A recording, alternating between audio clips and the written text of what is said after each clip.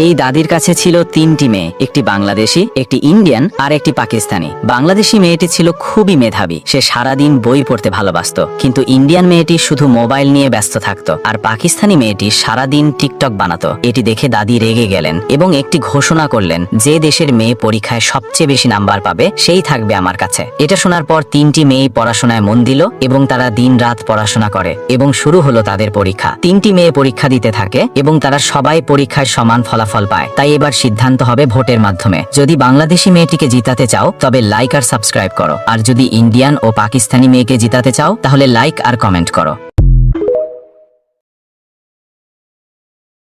এই দাদির কাছে ছিল তিনটি মেয়ে, একটি বাংলাদেশি, একটি ইন্ডিয়ান আর একটি পাকিস্তানি। বাংলাদেশি মেয়েটি ছিল খুবই মেধাবী, সে সারাদিন বই পড়তে ভালোবাসত। কিন্তু ইন্ডিয়ান মেয়েটি শুধু মোবাইল নিয়ে ব্যস্ত থাকত, আর পাকিস্তানি মেয়েটি সারাদিন টিকটক বানাতো। এটি দেখে দাদি রেগে গেলেন এবং একটি ঘোষণা করলেন, যে দেশের মেয়ে পরীক্ষায় সবচেয়ে বেশি নাম্বার পাবে সেই থাকবে আমার কাছে। এটা শোনার পর তিনটি মেয়ে পড়াশোনায় মন দিল এবং তারা দিন রাত পড়াশোনা করে এবং শুরু হলো তাদের পরীক্ষা। তিনটি মেয়ে পরীক্ষা দিতে থাকে এবং তারা সবাই পরীক্ষায় সমান ফলাফল পায়। তাই এবার সিদ্ধান্ত হবে ভোটের মাধ্যমে। যদি বাংলাদেশি মেয়েটিকে জিতাতে চাও তবে লাইক আর সাবস্ক্রাইব করো, আর যদি ইন্ডিয়ান ও পাকিস্তানি মেয়েকে জিতাতে চাও তাহলে লাইক আর কমেন্ট করো।